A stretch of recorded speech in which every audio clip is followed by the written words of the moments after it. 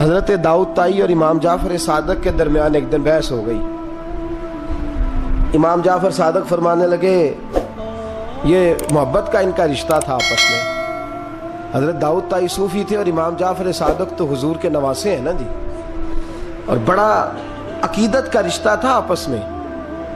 ایک دن امام جعفر صادق کہنے لگے داؤد طائی میرے لیے دعا کر، تو آپ رو پڑے، کہنے لگے حضور میں نواسہ رسول کے لیے دعا کروں؟ آپ تو حضور کے نواسے ہیں، میں آپ کے لیے دعا کروں؟ تو حضرت امام جعفر صادق کہنے لگے یہی تو دعا کرانی ہے، یہی تو میں نے کیا فرمایا، یہی تو دعا کرانی ہے کہ میرے لیے دعا کر، میں اپنے نبی کی بارگاہ میں شرمندہ نہ ہو جاؤں۔ حضور یہ نہ فرما دیں کہ میرا نواسا ہو کہ تو کیا کرتا رہا، یہی تو دعا کرانی ہے۔ بڑا پیار تھا۔ ایک دن بحث ہو گئی، حج کر کے واپس آئے، عراق میں تشریف فرما تھے امام جعفر صادق۔ حج کر کے واپس آئے تو امام جعفر صادق کہنے لگے جو مکے سے ہو آتا ہے نا، اللہ پھر اس کو دوزخ میں نہیں ڈالے گا۔ خوش نہیں ہوئے آپ لوگ؟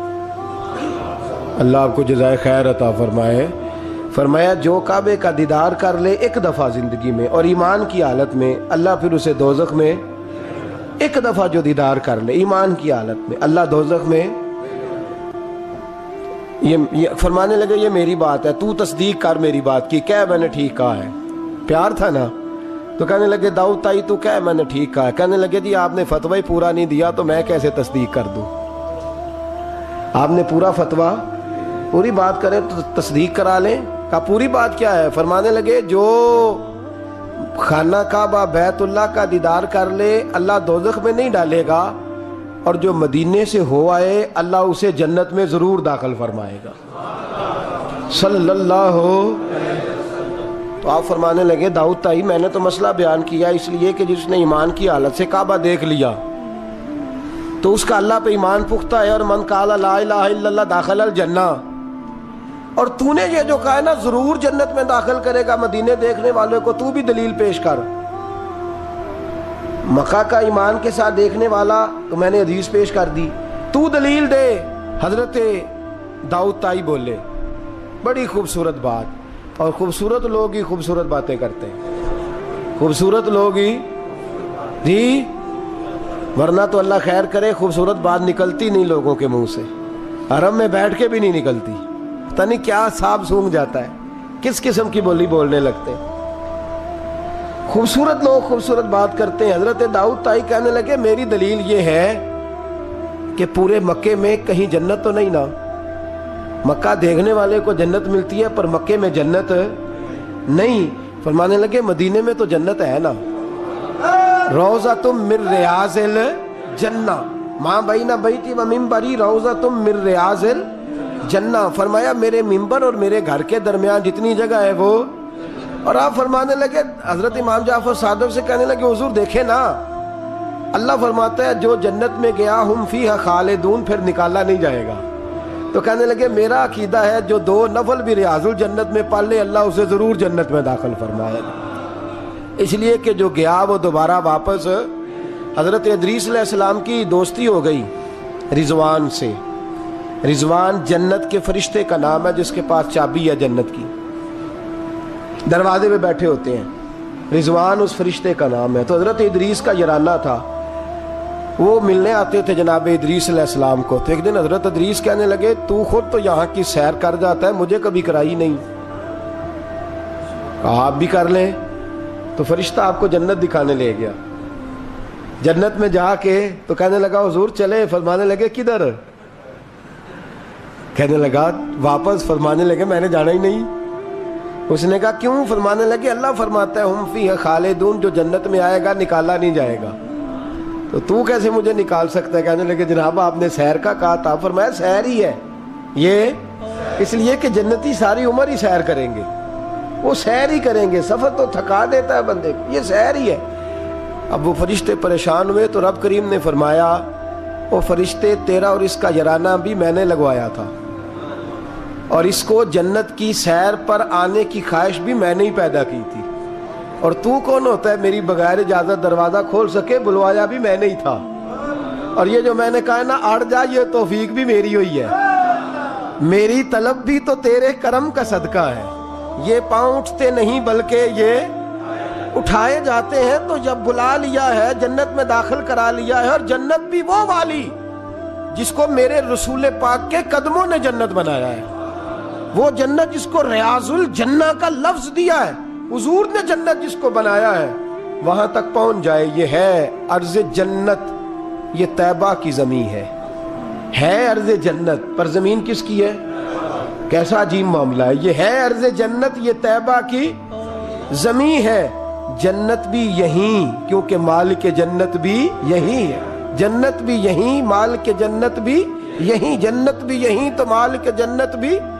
اور جتنا جنت کا اعلان میرے نبی نے فرمایا نا، سارا فرمایا ہی مدینے میں ہے۔ اور جنت بیچی ہے کئی دفعہ نبی پاک نے، کئی دفعہ فرمایا بیر روما کما خرید کے دو، مجھ سے جنت لے لو۔ حضرت عثمان نے کہا حضور میں خرید دیتا ہوں۔ کہا جنگ تبوک کے لیے سامان دو، مجھ سے جنت لے لو۔ حضور نے تو کئی دفعہ سیل لگائی ہے جنت کی۔ یہ ہے ارض جنت، یہ طیبہ کی زمین ہے، جنت بھی یہیں، مالک جنت بھی یہیں ہے۔ کعبۃ اللہ، حضرت عبداللہ ابن مسعود رضی اللہ تعالیٰ عنہ فرماتے ہیں جس کو ایک تکلیف آئے نا کعبے میں، کتنی جی؟ تو ایک کدی تے آئی جاندی ہے نا، میرے ورگے ہمیشہ دے تھکے بندے، ایک آدھ تکلیف تو بخار آ گیا، پیر میں درد ہونے لگ گیا، کوئی تکلیف تو آئی جاتی ہے۔ فرماتے ہیں ایک تکلیف اگر تجھے حرم مکہ میں آئی نا، ایک، تو اللہ تیرے 80,000 سال کے گناہ معاف فرما دے۔ کتنے؟ 80، 100 نہیں، میں نے سوچ سمجھ کے جملہ کہا ہے، 80۔ ایک تکلیف اگر تجھے کہاں بولے نا یار، کتنی؟ ایک، گناہ کتنے معاف؟ یہ کس نے کہا ہے؟ حضرت عبداللہ ابن مسعود نے۔ وعدہ کس کا ہے؟ اللہ کا۔ وعدہ کس کا ہے؟ اگر مدینے چلے جائیں تو میرے نبی پاک صلی اللہ علیہ وسلم کو پتا تھا لوگ میرے غلاموں کو دھکے بھی ماریں گے، مجنون اور پاگل بھی کہیں گے، ان کو بری نظروں سے بھی دیکھیں گے، کہیں گے یہ تو ہے ہی پاگل، بڑا کچھ ہوگا۔ واہ محبوب تیرے انداز میزبانی پہ قربان جائیں، کیسا بندوبست فرمایا، کیا انداز اختیار فرمایا۔ فرمایا تم میں سے جو کوئی مدینے آیا وہ میرا مہمان ہے۔ کوئی مدینے مکے میں ایک تکلیف پہنچی تو 80,000 سال کے، اور یہاں مدینے میں واہ کیا جود و کرم ہے شاہ بطحہ تیرا۔ واہ دیکھیں اعلیٰ حضرت لفظ کیا کہتے ہیں، واہ کیا جود و کرم ہے شاہ بطحہ تیرا، نہیں سنتا ہی نہیں دیکھیں ترکیب اعلیٰ حضرت کی، ایسے جملے درد ہو تو نکل، نہیں سنتا ہی نہیں مانگنے والا تیرا، اور کہتے ہیں تیرے قدموں میں رہوں غیر کی ٹھوکر پہ نہ ڈال، جھڑکیاں کھاؤں کہاں چھوڑ کے صدقہ تیرا، اور تیرے قدموں میں جو ہے غیر کا منہ کیا دیکھیں، پھر کون نظروں پہ چڑھے دیکھ کے طلبہ تیرا، دیکھ کے جلوہ نہیں۔ اعلیٰ حضرت کا انداز کوئی اعلیٰ مزاج لوگ ہی سمجھتے ہیں، جلوہ نہیں جی، کہتے ہیں جس نے میرے مصطفیٰ کے قدم کا تلوہ دیکھ لیا اس کی نظر پہ کوئی نہیں چڑھتا، تو جس نے جلوہ دیکھ لیا صلی اللہ ہو، کون نظروں پہ چڑھے دیکھ کے تلوہ تیرا، قدم دیکھ لے تو نظر پہ کوئی نہیں چڑھتا، تو جو سیدنا صدیق اکبر کی طرح مولا علی کی طرح جلوہ ہی دیکھ لے۔ اب میری نگاہوں میں جچتا نہیں کوئی، جیسے میرے محبوب ہیں ایسے میرے رسول کریم صلی اللہ علیہ وسلم نے فرمایا جو حرم مدینہ میں آئے اور اسے کوئی تکلیف پہنچے، اس پر کوئی آزمائش آئے، اسے پریشان کیا جائے، اسے یہاں کوئی دکھ پہنچے، تو میرے حبیب نے فرمایا وہ میرا مہمان ہے، وہ صبر کرے۔ یا رسول اللہ کیا ملے گا؟ فرمایا تم مدینے کی تکلیفوں پہ صبر کرنا، میں قیامت کے دن اللہ کی بارگاہ میں تمہاری سفارش کروں گا، میں رب کی بارگاہ میں تمہاری سفارش کروں گا۔ مکہ مکرمہ میں تکلیف پہنچی تو گناہ معاف ہے، اور یہاں تکلیف پہنچی تو حضور کی سفارش۔ اور پھر دیکھیے نیکی کا انداز دیکھیے، مکہ مکرمہ میں کوئی ایک نیکی کرے تو 1,00,000 کا ثواب ہے، ایک نماز پڑھو تو کتنے کا؟ ہم نے کبھی سوچا بھی نہیں ہوگا کہ 1,00,000 نفل پڑھیں گے۔ ایک طواف کرو تو کتنے طواف کا ثواب؟ ایک بار ایک دفعہ سبحان اللہ پڑھو تو کتنی کا ثواب ہوا؟ 1,00,000 کا ثواب. اور اگر کوئی حج کرنے جائے تو ثواب ڈبل ہو جاتا ہے. اور اگر کوئی رمضان شریف کے مہینے میں جائے تو 1,00,000 کو 70,000 سے ضرب دینی پڑ جاتی ہے. 1,00,000 کو اگر رمضان شریف میں جائے تو یہاں آپ کیلکولیٹر نہ نکال لیجئے گا، اگلی تقریر نہ رہ جائے. 70 کو 1,00,000 سے ضرب دینی پڑتی ہے. یہ نیکیاں ہیں جو اللہ پاک حرم مکہ میں جانے والے کو عطا فرماتا ہے. میری سمجھ میں صرف اتنی بات آتی ہے کہ وہ جو امتیں کرتی رہی ہیں نا، 1000 سال عبادت، 1000 سال انہوں نے عبادت کی ہے، تو امت مسلمہ کو اللہ نے درجہ تو اونچا ہی دینا ہے نا. کنتم خیر امت جوبا، درجہ چونکہ اونچا دینا ہے تو اللہ پاک نے یہ بہانے بنا دیے. شب قدر ہے، شب برات ہے، یہ اللہ پاک نے بہانے بنا دیے ہیں. مالک کریم نے یہ بہانے بنائے ہیں. فرمایا تم بھی شب برات میں، شب قدر میں مسجد آ جاؤ، یا اللہ تمہیں موقع دے تو حرم مکہ اور مدینہ آ جاؤ. میں تمہاری ایک ایک نیکی پر اتنا زیادہ ثواب دوں گا کہ تم پچھلی امتوں سے آگے نکل جاؤ گے. پچھلی امتوں سے اللہ نے ہمارے نمبر ہی زیادہ رکھے ہیں اور ہمیں اضافی نمبر بڑے ملتے ہیں. بڑے نمبر رکھے ہیں رب کریم نے ہمارے لیے. تو رب اللہ کریم کی رحمت سے میرے رسول پاک صلی اللہ. اور پھر دیکھیں نا، کعبے کا معنی ہے مسابت للناس. کعبہ رجوع کی جگہ ہے. کس چیز کی جگہ ہے؟ یعنی اس کی طرف توجہ ہو. میرے نبی پاک صلی اللہ علیہ وسلم کی سب سے بڑی سنت کعبے کو دیکھنا ہے. حضور بیٹھ جاتے تھے اور کعبے کے سامنے بیٹھتے تھے. جب بھی حرم میں بیٹھ تو دیر تک دیکھتے تھے. کچھ لوگ لالچ کرتے ہیں، نیکی کا کرنا چاہیے، اچھا لالچ ہے کہ میں طواف زیادہ کر لوں، عمرہ زیادہ کر لوں، بڑی اچھی بات ہے. لیکن رسول کریم صلی اللہ علیہ وسلم کی جو سنت سب سے زیادہ مضبوط ہے وہ ہے بیٹھ کے کعبے کا. اور حضور نے فرمایا تو دیدار ہی کرتا رہا، اللہ تجھ پر 20 رحمتوں کا نزول فرما دے گا. کعبہ معظمہ کا دیدار کرنا. کعبہ ہے رجوع کی جگہ. نماز کس طرف منہ کر کے پڑھنی چاہیے جی؟ اجی کدھر منہ کر کے پڑھنے؟ کیڑی سائڈ تے جی؟ مغرب سائڈ پہ. تو جو حرم شریف میں ہو وہ مغرب سائڈ منہ کرے گا، مشرق سائڈ. فَإِنَّمَا تَوَلُّوا فَثَمَّ وَجْهُ اللَّهِ. اللہ فرماتا ہے جدھر مرضی منہ کر لے اللہ کی رحمت ادھر ہی ہے. وَلِلَّهِ الْمَشْرِقُ وَالْمَغْرِبُ، مشرق بھی اللہ کا، مغرب بھی اللہ کا. فَإِنَّمَا تَوَلُّوا فَثَمَّ وَجْهُ اللَّهِ، جدھر بھی منہ کرے گا اللہ ادھر ہی. چاروں جانب دنیا کا رجحان کعبے کی جانب ہے. اور یہ جو ہمارا دل کھنچا چلا جاتا ہے نا کعبے کی جانب، کھنچا چلا جاتا ہے، اس کی وجہ یہ ہے کہ نماز اللہ کی اور منہ طرف نماز کس کی؟ منہ طرف. تو ساری زندگی کہتے رہے تو پھر طبیعت تو کھنچے گی نا، کعبے کی طرف کھنچے گی. میرے محبوب کریم صلی اللہ علیہ وسلم کے لفظ بڑے حسین ہیں. محبوب کریم صلی اللہ علیہ وسلم نے فرمایا تو حج اور عمرہ کرنے آئے تو یہ نہ سمجھ میں حاجی یا معتمر ہوں. الحاج والمعتمر وفد اللہ. حج عمرہ کرنے والا اللہ کی جماعت ہے. یہ کس کا گروپ ہے؟ یہ کس کا گروہ ہے؟ اللہ. یہ اللہ کا گروہ ہے. اللہ ان کی میزبانی فرماتا ہے، اللہ ان کو انعامات سے نوازتا ہے. رب کریم اپنے گھر بلاتا ہی اس کو ہے جس کو اللہ نے درگزر کرنا ہو، جس کو اللہ نے معاف کرنا ہو، جس کو اللہ نے بخش دینا ہو. بڑے. اور پھر میاں صاحب رحمۃ اللہ علیہ کا ایک شعر تھا. میں ذرا پریکٹیکل دیکھتا ہوں چیزوں کو، کوشش کرتا ہوں کہ دیکھا جائے تھوڑا سا. نوجوان نسل ہماری تھوڑی سی کہتی ہے ہمیں عقلی طور پہ بھی سمجھاؤ. تو میں فیلڈ کا آدمی ہوں تو تھوڑا تھوڑا مجھے پالا پڑتا ہے، سوالوں کے جواب دینے ہوتے ہیں، تو میں ہر چیز کو اس کے اصل نقطہ نظر سے دیکھتا ہوں. تو میاں صاحب کا ایک فقرہ تھا، دوسرے والے کی تو سمجھ آتی تھی، پہلے والے کی نہیں آتی تھی. مشہور بڑا تھا، رحمت دا دریا الہی. آتا ہے نا آپ سب کو؟ مینوں نہ سناؤ تو بکری گل ہے، ویسے آتا ہے. رحمت کا دریا الہی تے جے ایک قطرہ.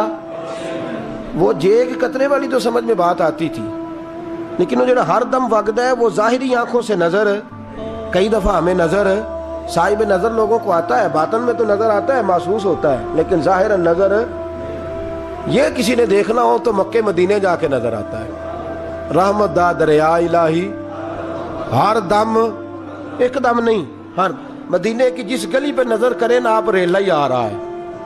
مکے کی جس گلی پہ نظر کریں، وہ یہاں ایک جھوٹ بولتے ہیں ہمارے سیاستدان، کہتے ہیں یہ ٹھاٹھے مارتا سمندر، حالانکہ وہ نہر بھی نہیں ہوتی لوگوں کی. ٹھاٹھے مارتا سمندر، پتہ نہیں کدھر ٹھاٹھے لگ رہی ہے، اللہ ہی جانتا ہے. اور جو بھی شروع کرتا ہے بات یہیں سے. حرم شریف جا کے پتہ چلتا ہے ٹھاٹھے مارتا سمندر کس کو کہتے ہیں. رحمت دا دریا الہی ہر دم ہی وگدا تیرا تے جے کہ قطرہ بخشے مینوں کام. فرمایا یہ تو نیکی نہیں کہ منہ مشرق کی جانب کرو یا مغرب کی جانب کرو. تو یا اللہ نیکی کیا ہے؟ فرمایا نیکی وَلَكِنَّ الْبِرَّ مَنْ آمَنَ بِاللَّهِ وَالْيَوْمِ الْآخِرِ. فرمایا نیکی تو یہ ہے کہ اللہ اور آخرت پر ایمان لاؤ. نیکی ایمان کا نام ہے. پھر فرمایا فرشتوں پر، کتابوں پر، نبیوں پر ایمان لاؤ اور اپنا مال خرچ کرو اللہ کی محبت میں، رشتہ داروں پر، یتیموں پر، مسکینوں پر، مسافروں پر، مانگنے والوں پر، غلام آزاد کرانے کے لیے. اور فرمایا نیکی تو یہ ہے کہ نماز قائم کرو، زکوٰۃ ادا کرو، اپنے وعدے پورے کرو جب تم وعدہ کر لیتے ہو، اور جب تمہیں کوئی مصیبت پہنچے اس پر صبر کرو. فرمایا اولئک الذین صدقوا، یہ وہ لوگ ہیں جو نیکی کے دعوے میں سچے ہیں، جو ایمان بھی لائیں، خرچ بھی کریں، مصیبت پر صبر بھی کریں. یہ وہ لوگ ہیں جو ایمان کے دعوے میں سچے ہیں. وَأُولَئِكَ هُمُ الْمُتَّقُونَ، اور یہ وہ لوگ ہیں جو پرہیزگار ہیں اللہ سے. آگے یہ آیت جس میں اللہ نے قصاص کا حکم دیا ہے، بدلہ لینے کا. یہ حکم اسٹیٹ کے لیے ہے، حکمرانوں کے لیے. فرمایا کہ جب کوئی شخص کسی کے ساتھ کوئی ظلم کرے تو پھر اس کا بدلہ لو. تو کس طرح بدلہ لینا ہے؟ فرمایا الحر بالحر والعبد بالعبد والانثى بالانثى، آزاد کے بدلے آزاد، غلام کے بدلے غلام، عورت کے بدلے عورت. ہاں اگر کوئی وارث معاف کر دے تو بات الگ ہے، ورنہ بدلہ لو. اور قرآن مجید نے یہاں ارشاد فرمایا کہ اگر تم بدلہ لوگے تو زندگی ملے گی، تمہیں زندگی ملے گی. اگر حکمران مجرموں کو سزا دیں گے تو باقی لوگوں کی زندگی محفوظ رہے گی، بچے گی. حکم دیا گیا یہاں کہ بدلہ لیا جائے. پھر جب ہم 6 سے 7ویں رکوع کی طرف چلتے ہیں تو اس میں اللہ نے روزے کا حکم دیا، رمضان کی فضیلت بیان کی، اور ارشاد فرمایا گیا کہ جو روزہ نہ رکھ سکے وہ فدیۃ طعام مسکین، جو تو مریض ہو، بیمار ہو، وہ تو اتنے روزے جو ہے وہ اگلے دنوں میں رکھ لے. اور آگے جا کے یہ بھی بتایا گیا کہ جو زیادہ ہی بیمار ہو پھر وہ ایک مسکین کا فدیہ دے دے، کھانا دے دے. پھر اسی آیہ کریمہ میں رب کریم نے فرمایا اگر تم مجھ سے دعا مانگو گے اسی رکوع میں تو فرمایا میں تمہاری دعاؤں کو بھی ضرور قبول کروں گا. پھر اسی میں بتایا گیا کہ رات کے وقت تمہیں کھانے کی بھی اجازت ہے اور عمل زوجیت کی بھی تمہیں اجازت دی جاتی ہے. اسی طریقے سے پھر آگے اللہ تبارک و تعالیٰ نے حج کے مہینوں کے بارے میں علامتیں ارشاد فرمائیں اور مسائل حج کچھ آگے جا کے بیان کیے. اور ایک اور غلط رسم لوگ رسمیں بنا لیتے ہیں نا، ایک اور رسم تھی کہ یہودی اور عیسائی جب حج کرتے تھے نا، احرام باندھ لیتے تھے، پھر دروازے سے گھر میں داخل نہیں ہوتے تھے، اوپر سے چھلانگ لگا کے کہ اب ہم پاک ہو گئے. تو دروازہ چونکہ گناہگار ہے، اس کے بیچ سے گناہگار آتے جاتے رہے ہیں، لہذا دروازے سے نہیں گزرتے تھے. تو اللہ کریم نے فرمایا یہ کوئی نیکی نہیں، یہ کوئی طریقہ نہیں کہ تم دروازوں سے نہ گزرو. وَلَكِنَّ الْبِرَّ مَنِ اتَّقَىٰ، دروازے کے اوپر سے چھلانگ لگانا نیکی نہیں، بلکہ نیکی تو یہ ہے کہ اللہ سے ڈرنا شروع کر دو. حج کے بعد پاک صاف ہو جاؤ، ڈرنا شروع کرو، یہ اصل میں نیکی ہے. تو پھر اللہ تبارک و تعالیٰ نے حج کے مسائل کافی تفصیل کے ساتھ، چونکہ وہ فقہی مسائل ہیں اور پوری اس کی جزیات ہیں، لہذا وہ ایک نشست میں کرنے کی بات نہیں. تو رب کریم نے وہاں مشعر حرام کا بھی ذکر فرمایا اور ان سب چیزوں کی طرف نشاندہی فرمائی جن پر توجہ کرنا امت مسلمہ کے لیے بڑا ہی ضروری ہے. پھر آگے 8ویں رکوع تک یہ باتیں مختلف انداز میں چلتی رہیں. پھر 9ویں سے 10ویں رکوع میں ایک بات رب کریم نے یہ ارشاد فرمائی کہ میں نے کافروں کی نظر میں نا، جب انہوں نے میری نافرمانی کی ہے، میرے کلمہ نہیں پڑھا، میرے محبوب کو نہیں مانا، قرآن مجید کو نہیں مانا، تو فرمایا میں نے دنیا کی زندگی ان کے سامنے مزین کر دی. یہ بڑی سمجھنے والی بات. فرمایا زین للذین کفروا، وہ جنہوں نے کفر کیا تھا نا ان کے لیے زینت دے دی کسے؟ حیات الدنیا، دنیا کی زندگی کو اللہ نے نا ان کے لیے حسین کر دی. انہیں بڑے اچھے لگتے ہیں، یہ میری جائیداد ہے، یہ میرا باغ ہے، او میری حویلی ہے، یہ سارے میرے جناب بنگلے. فرمایا یہ چیزیں ہم نے کافروں کی نظر میں پھر پیاری کر دی. سمجھیے گا بات، یہ کافر کا طریقہ ہے کہ کہ وہ دنیا داری کا مال دیکھتا ہے تو اس کی آنکھیں کھل جاتی ہیں, بڑا راضی ہوتا ہے. مومن کا یہ طریقہ, مومن کس بات پہ راضی ہوتا ہے؟ اللہ تبارک و تعالیٰ کی رضا پہ مومن راضی ہوتا ہے. اس چیز کو اللہ کریم نے یہاں بیان فرمایا. پھر اس سے آگے جو حرمت والے مہینے ہیں ان مہینوں کا ذکر کیا گیا. پھر اللہ تبارک و تعالیٰ نے جوے اور شراب کو حرام قرار دیا. 219 نمبر آیت ہے, اسی رکوع میں اللہ تبارک و تعالیٰ نے اس کا بھی تذکرہ فرمایا. یہ تفصیل کے ساتھ تذکرے جاری رہے. پھر اسی طرح عورتوں کے جو حیض و نفاس کے مسائل ہیں ان کو بھی اللہ تبارک و تعالیٰ نے اسی پارے کے اندر بیان فرمایا. کچھ طلاق کے مسائل بھی اللہ کریم نے اسی پارے 9ویں رکوع سے آگے جا کے ان ساری چیزوں کو اللہ کریم نے بیان فرمایا. اور پھر یہ بھی ارشاد فرمایا حیض و نفاس مسائل اور طلاق, ان ساری چیزوں کو بیان کرنے کے بعد فرمایا کہ ان کے مسائل گویا سیکھ لو, اس پر عمل کرو. اور فرمایا تلک حدود اللہ, یہ اللہ کی حدیں ہیں. فلا تعتدوها, اللہ کی حدوں سے آگے نہ گزرنا. یہ وہ باؤنڈری ہے جو اللہ نے بنائی ہے, یہ حکم وہ ہیں جو رب نے دیے ہیں, تو ان سے آگے نہ جانا. تو بالتفصیل ان ساری چیزوں کا یہاں بیان فرمایا گیا. اور وہ مسائل جو بڑی تیزی سے لوگ الجھا دیتے ہیں ان کا بھی اللہ کریم نے یہاں ذکر فرمایا. بیچ میں کچھ آیات ایسی ہیں جو زیادہ توجہ کے قابل ہیں اور ہماری روزمرہ کی زندگی میں ہمیں ان کی بڑی اشد ضرورت ہے, جو اگرچہ مسائل فقہ تو نہیں لیکن ضرورت کے لحاظ سے, روزمرہ کے اخلاقی رویوں کے لحاظ سے اس کی بڑی ضرورت ہے. ان چند آیات کا بھی ہم نے انتخاب کیا, انشاءاللہ اس پر بھی کچھ بات کرتا ہوں. اس پارے کے آخر میں نا اللہ کریم نے ایک واقعہ بیان فرمایا ہے. اس میں اللہ تبارک و تعالیٰ نے نا بنی اسرائیل کا ایک واقعہ بڑی تفصیل کے ساتھ, اور وہ اس پارے کے اختتام پر عقیدے کے لحاظ سے, نظریے کے لحاظ سے, سمجھنے کے لحاظ سے بڑی اہم چیز ہے, اس پر ضرور غور فرمائیں. وہ یہ ہوا کہ بنی اسرائیل کے اندر ہمیشہ ایسے ہوتا تھا کہ اللہ تبارک و تعالیٰ ایک پیغمبر اور ایک بادشاہ, بنی اسرائیل کے اندر ہمیشہ نبی اور بادشاہ موجود رہتے تھے. ایک وقت ایسا آیا کہ بنی اسرائیل میں کوئی نبی نہیں تھے, اور بنی اسرائیل کا جو اپنا علاقہ تھا نا وہ ملک شام ہے. تو قوم عمال کا ایک قوم تھی اور بڑے سخت گیر لوگ تھے. انہوں نے بنی اسرائیل والوں کے ساتھ لڑائی کی, جہاد کیا اور انہیں ان کے علاقے سے نکال دیا.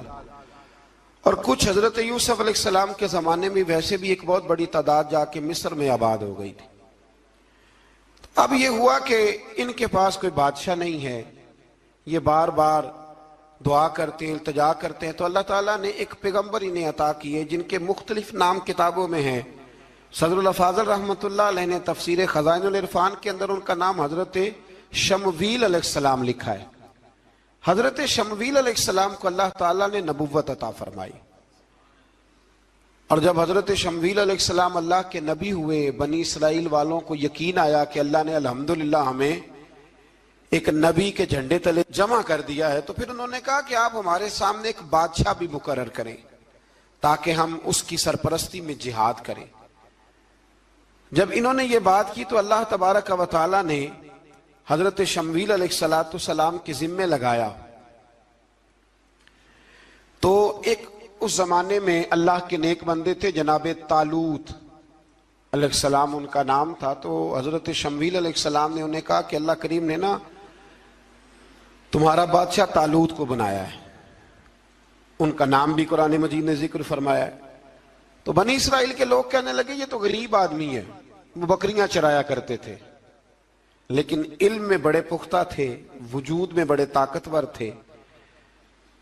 تو کہا کہ یہ تو غریب آدمی ہے, تو ہم تو زیادہ حق رکھتے تھے کہ ہمیں بادشاہ بنایا جائے. تو حضرت طالوت علیہ السلام کے بادشاہ بننے کے بعد حضرت شمویل علیہ السلام نے جو بات کی اللہ کریم نے اسے قرآن مجید میں بیان فرمایا. رب فرماتا ہے بسطتاً فی العلم والجسم, اسے اس لیے تمہارا بادشاہ بنایا گیا ہے کہ اسے ہم نے کشادگی دی ہے, علم میں بھی اور جسم میں بھی.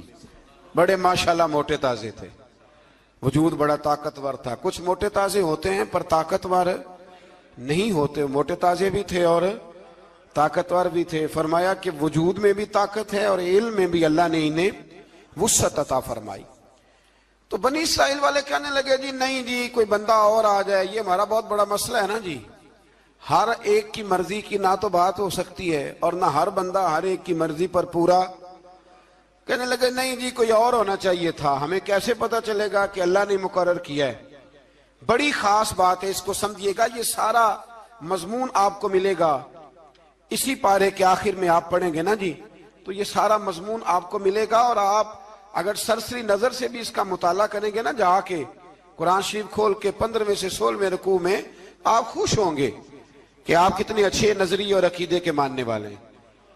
तो जब कहा ना कि तालूत को हमारा बादशाह बनाया गया तो दलील क्या है, तो कुरान कहता है कि हजरत शमूएल अलैहिस्सलाम ने फरमाया कि तुम्हारा एक ताबूत था, एक संदूक था तुम्हारे पास, वो संदूक तुम्हारा कौमे उमाल का उठा के ले गई थी। इनके बादशाह होने की दलील ये है कि अल्लाह तुम्हारा वो संदूक तुम्हें वापस कर देगा, वो तुम्हारा संदूक तुम्हें वापस कर देगा। उस संदूक में क्या है, वो हजरत आदम जन्नत से साथ लेके आए थे, उसमें था क्या, तो कुरान मजीद कहता है कि उसके अंदर ना हजरत हारून अलैहिस्सलाम और हजरत मूसा अलैहिस्सलाम के तबर्रुकात थे। तबर्रुकात, कल मैं एक मौलवी देख रहा था, बेचारा एक बंदा ना मस्जिद नबी के साथ गुलाफ और शायद कोई कफन था, वो मस्जिद नबी की दीवारों से मस कर रहा था, तो वो कह रहा था नहीं इससे क्या होता है, तबर्रुक कोई चीज नहीं, अच्छे अमाल की वजह से बंदा बख्शा जाएगा। मैंने कहा तू मुझे मिले तो मैं तुझे बुखारी खोल के दिखाऊं कि हजरत अब्दुर्रहमान इब्ने औफ जिन्हें हुजूर ने कती जन्नती कहा, हुजूर के वजूद पर कुर्ता देख के कहने लगे हुजूर बड़ा ही सोना लग रहा है। तो फरमाया तुझे चाहिए, हुजूर मिल जाए तो क्या ही बात है। नबी पाक ने अता किया तो सहाबा कहने लगे अब्दुर्रहमान आपको तो जरूरत नहीं थी, आपके पास तो बड़े लिबास हैं, तो ये कुर्ता हुजूर ने कबूल कर लिया, कोई लेके आया और आपने मांग लिया। तो वो रो पड़े, कहने लगे पहनने के लिए नहीं मांगा, ये हुजूर के जिस्म से लग गया है, मैंने कफन बनाने के लिए मांगा है। तू कहता है हुजूर के तबर्रुक में खैर कोई नहीं। और आप यकीन करें उन लोगों पे हैरानगी है, हमने भी मरना है ना जी, बड़ी जल्दी कब्र में जाना है, वक्त का कुछ पता नहीं, लेकिन इतने अंधे होकर लोग चीजों को देखते हैं और इस तेजी के साथ गुमराही फैलाते हैं। मुझे बाकायदा किसी ने वीडियो भेजी और कहने लगे जी देखें कितनी अच्छी बात कर रहा है, लोगों को समझाएं। तो मैंने कहा नहीं, इसको समझाने की जरूरत है। और मैंने उसको देखा है, वो जो लाल रुमाल वाला, मैंने देखा है वो ढूंढ ढूंढ के जाहिलों को पकड़ता है, तलाश करता है, और अगर कोई मिल जाए बात बताने वाला तो फिर वो खुद पकड़ा जाता है, और कई दफा पकड़ा गया तो निकल गया है। अल्लाह ताला हमें समझने की तौफीक दे, हम सियाने हो जाए तो ये दूर दूर तक नजर नहीं आएंगे इंशाअल्लाह। तो वो ताबूत आएगा, बनी इसराइल वालों से कहा ताबूत में क्या था सुन लो, और ये कुरान मजीद है। आज मेरी मानना ये 15वें से 16वां रुकू जरूर ही पढ़ना कि वो आखिर ताबूत में क्या था, खोलना जरा। कुरान मजीद कहते हैं कि हजरत मूसा अलैहिस्सलाम और हजरत हारून के तबर्रुक थे। तो तबर्रुक क्या थे, तमाम मुफस्सिरीन ने लिखा है कि हजरत मूसा का एक कुर्ता था, एक डंडा था, जूते थे, और जनाब हारून अलैहिस्सलाम का इमामा शरीफ था, और तौरात की कुछ तख्तियां थी। तो उसका फायदा क्या था, उस ताबूत का फायदा यह था कि बनी इसराइल वाले जब अपने दुश्मनों से लड़ते थे, ताबूत सामने रख के दुआ मांगते थे, अल्लाह इन्हें कामयाबी अता कर देता था। तो कौमे मालकों को भी पता चल गया कि संदूक में कुछ है जिसकी वजह से ये कामयाब हो जाते, वो संदूक उठा के ले गए। अब उनकी कमबख्ती ये, कम नसीबी ये कि उन्होंने जाके उसे रूढ़ी पे फेंक दिया। जब रूढ़ी पे फेंका तो उनके अंदर बीमारियां आ गई, वबाएं फूट पड़ी, मरने लगे, वजूद फूलने लगा। फिर उनके दिलों में बात आई कि ये हमने इस संदूक की बेअदबी की है। संदूक में क्या है, तबर्रुकात। हमें कहते हैं जी नालैन का नक्शा क्यों लगाया है, तुम्हारे तो बुजुर्गों का कीदा है, सर पे रखने को मिल जाए अगर नक्शे नाले पाके हुजूर, तो फिर कहेंगे कि हाँ ताजदार हम भी हैं। तो कहा कि उसके अंदर ये तबर्रुकात थे, उन्हें भी समझ में आई। तो उन्होंने ना बैलगाड़ी मंगाई और वो संदूक उठा के उसके ऊपर रख दिया। اب کیا ہوا؟ قرآن کہتا ہے کہ فرشتوں نے نا اس صندوق کو وہاں سے اٹھایا. مفسرین نے لکھا اس کا معنی یہ بھی ہو سکتا ہے کہ اس بیل گاڑی کو ڈائریکشن پہ لگایا. ادھر سے حضرت شمویل علیہ السلام نے جناب طالوت کو بادشاہ بنا دیا اور ادھر سے وہ صندوق چل پڑا. کہا بھئی ہم ان کو کیسے بادشاہ مانے؟ تو فرمایا بادشاہ اس طرح مانو گے کہ تمہارا وہ صندوق آ جائے گا. اور قرآن کہتے ہیں اس صندوق میں تمہارے دلوں کا سکون ہے, اس میں تمہارے دلوں کا. اور بھائی ہماری تو کوشش ہوتی ہے بزرگوں سے کوئی چیز مل جائے, اللہ والوں کا کوئی تبرک ہمارے ہاتھ آ جائے. تو وہ صندوق آ گیا, یہ مان گئے. اب جہاد کرنے نکلے تو لڑنا تھا جالوت کی قوم کے ساتھ. وہ بڑا سخت آدمی تھا, 3 من سونا اس نے وجود پہ پہنا ہوتا تھا. اس کی قوم سے لڑنا ہے, ٹوپی بڑی تگڑی پہنی ہوتی تھی لوہے کی. اب کون لڑے؟ ایک نوجوان تھے جن کا نام تھا داؤد علیہ السلام. وہ بھی بکریاں چرایا کرتے تھے. اور جن دنوں حضرت طالوت نکلے نا اپنی قوم کو لے کر جالوت کے خلاف لڑنے, تو حضرت داؤد بھی شامل ہو گئے. اللہ جب کسی کو نوازتا ہے نا تو پھر خاص ہی کرم نوازی کرتا ہے. مفسرین نے لکھا جب یہ جا رہے تھے نا, وہاں جا رہے تھے تو رستے میں انہیں 3 پتھر مل گئے. انہوں نے وہ تینوں پتھر اٹھا لیے. اس زمانے میں پتھر پھینکنے کے لیے چھوٹی چھوٹی لوگوں کے پاس چیزیں ہوا کرتی تھی. اس کو کوپھن بھی لوگ کہتے تھے, منجنیق, اس کو سامنے رکھ کے پھر بنائی گئی. تو آپ کے پاس بھی وہ آلہ تھا جس سے دشمن پر پتھر مارے جاتے تھے. تو آپ وہ مشین لے کر, وہ آلہ لے کر وہاں پہنچے ہوئے تھے. 3 پتھر آپ کے پاس تھے. آپ فرماتے ہیں اس دن میں بڑا بیمار تھا, اتنا بیمار تھا کہ میرا رنگ پیلا ہو گیا. اب وہ جالوت کے سامنے کوئی نہیں جاتا تھا. تو جناب طالوت کہنے لگے کہ جو جالوت کو مارے گا نا, یعنی ان کے بادشاہ کو اس قوم کے, تو میں اسے اپنی آدھی سلطنت بھی دے دوں گا اور اپنی بیٹی کا نکاح بھی اس کے ساتھ کر دوں گا. دیکھیں اللہ نوازتا ہے تو کس انداز میں نوازتا ہے. تو حضرت داؤد کہتے ہیں وہ دور کھڑا تھا تو میں نے نا 3 پتھر مارے. بھئی ہمت کرنا تو ہمارے ذمہ ہے کہ نہیں؟ میری ملت کا جوان کہتا ہے میں نے کرنا کرانا کچھ نہیں.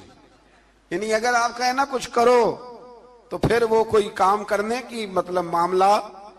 وہ مجھے کل ایک سنگی کہہ رہے تھے, کہنے لگے جی اللہ کے فضل سے کچھ بھی نہیں کرنا پڑا, مرشد نے نظر کر دی. میں کہا میں ملن گی تو میں انہوں نے سمجھاواں گا کہ کچھ کرا کے نظر کریا کرو, کیونکہ میرے وہ دوست ہیں, میں انہیں جانتا ہوں. نظر میں بڑا کچھ ہوتا ہے لیکن اللہ بھی تو بندے پہ بڑی نظر رحمت کرتا ہے نا. لیکن کہتا ہے 5 نمازیں پڑھ, رمضان کے روزے رکھ, زکوٰۃ فرض ہو تو ادا کر, یہ سارے کام کر, سچ بول, دیانتداری کر, پھر میں اپنے فضل سے تجھے جنت عطا کروں. تو یہ جو رویہ ہم نے بنایا یہ درست نہیں. تو فرماتے ہیں 3 پتھر میں نے مارے, اللہ نے اتنا فضل کیا کہ وہ بھی مر گیا, اور اس سے چھو کے میرے پتھر آگے بڑھے تو اس کی فوج کے 30 آدمی بھی مر گئے. 3 پتھروں سے 31 بندے اللہ نے مار دیے. فرماتے اس لیے کہ ہاتھ میرے تھے اور طاقتیں میرے رب کریم کی تھی. تو حضرت داؤد علیہ السلام کے حصے میں جناب طالوت کی صاحبزادی بھی آئی, آدھی سلطنت بھی آئی. کافی سال حضرت طالوت حیات رہے, پھر ان کا وصال ہو گیا. تو ساری سلطنت حضرت داؤد کو ملی, اور پھر اللہ تبارک و تعالیٰ نے انہیں نبوت بھی عطا فرمائی. یہ دنیا میں واحد پیغمبر ہیں جو بیک وقت نبی بھی تھے اور بادشاہ بھی تھے. اور پھر اللہ نے فضل فرمایا, انہوں نے بڑی بڑی فتوحات کی. اور پھر حضرت داؤد کے صاحبزادے کا نام حضرت سلیمان علیہ السلام, پھر ان کے صاحبزادے کا نام حضرت. تو یہ ہوا کیسے؟ یہ سارا کچھ اللہ تبارک و تعالیٰ کے فضل سے ہوا, اس کے کرم سے ہوا. اب اس واقعہ سے ہمیں کیا پتا چلتا ہے؟ ہمیں یہ پتا چلتا ہے کہ رب جب فضل فرمائے نا کسی پہ بھی, تو ہمیں اس بندے کو دیکھ کے راضی ہونا چاہیے, کوئی شکوہ نہیں کرنا چاہیے. اور دوسری بات یہ سمجھ لینا چاہیے کہ حکومتیں, مال, دولت یہ صرف سیاستوں سے نہیں ملتی, یہ خدا کے فضل سے ملتی. اور یہ بھی سمجھ لینا چاہیے کہ جو بزرگوں کے تبرکات ہوتے ہیں ان کی کیا ہی بات ہوتی ہے. چند باتیں ایسی تھیں کہ میرا دل کرتا تھا ان کو دہرایا جائے, اور خاص کر کے ان باتوں پر توجہ کی جائے. یہاں نا اللہ تبارک و تعالیٰ نے ان باتوں میں سے ایک بات کا ذکر فرمایا ہے. یہاں 207 نمبر جو آیت ہے نا, اسی پارے کی، اس میں اللہ کریم نے فرمایا کچھ لوگ ایسے ہیں جو اپنی جانیں ہی اللہ کے حوالے کر دیتے ہیں، زندگی کا مقصد دین ہوتا ہے، لٹا دیتے ہیں۔ یہ نازل کب ہوئی؟ یہ آیہ مبارکہ حضرت صہیب رومی کے بارے میں نازل ہوئی۔ حضرت صہیب رومی رضی اللہ تعالیٰ عنہ بڑے مالدار تھے، مکے سے جب چلے نا تو سارا مال مکے میں چھوڑ دیا، اس لیے کہ اللہ کے رسول مدینے چلے گئے۔ فرماتے ہیں پھر میں نے مال و دولت کی پرواہ نہیں کی، پھر میں نے یہ سوچا کہ میں نے اپنے حبیب کے پاس طیبہ کے لیے جب نکلا تو کفار نے، قریش مکہ نے روکا، ہم نہیں جانے دیں گے۔ تو حضرت صہیب رومی فرمانے لگے بھی سنو، میں کمزور نہیں، میں طاقتور آدمی ہوں، اور تم میں سے کوئی ایسا مائی کا لال نہیں جو تیر چلانے میں مجھ سے زیادہ سیانا ہو، تلوار چلانے میں مجھ سے زیادہ عقل مند ہو، جانا مدینے میں نے ہے۔ اب یہ ہے کہ تم بتاؤ میرے ساتھ تیروں تلواروں سے لڑو گے یا میں تمہیں ایک سودا بتاؤں، وہ سودا کرو گے؟ قریش کہنے لگے سودا کیا ہے؟ کہنے لگے میرا بڑا مال ہے، میں مکے میں دفن کر کے آیا ہوں، تم مجھے مدینے جانے دو، میں تمہیں سارے مال کا پتہ بتا دیتا ہوں۔ ہزاروں لاکھوں میں تھا مال تجارت، دیکھیں جب صحابہ مدینے جاتے تھے تو کتنی قیمت دے کے جایا کرتے تھے۔ تم مجھے جانے دو، میں تمہیں وہاں کا پتہ بتاتا ہوں۔ انہوں نے کہا جی بات ٹھیک ہے، آپ پتہ بتا دیں۔ حضرت صہیب نے ساری زندگی کی جمع پونجی ہزاروں لاکھوں میں ساری دے دی اور مدینے کے لیے تیار ہو گئے۔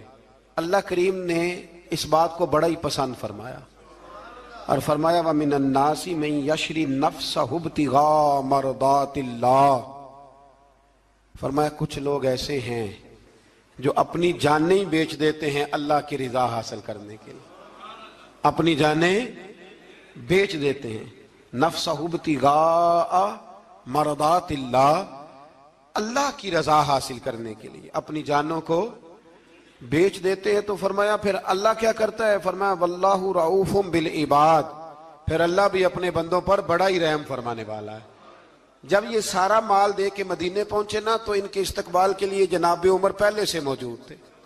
حضرت عمر ریسیو کر کے نبی کریم کی بارگاہ میں لے گئے تو فرماتے ہیں حضور نے مجھے دیکھتے ہی فرمایا صہیب زندگی میں تم نے بڑی تجارتیں کی ہوں گی، پر یہ جو تم نے سودا کیا ہے نا یہ بڑا ہی نفع والا کیا ہے، یہ جو سودا فرمایا یہ تو نے بڑا۔ تو دین کے لیے جب آپ کوئی کام کرتے ہیں تو یہ سودا بڑا نفع والا۔ ایک مضمون اور یہاں ہے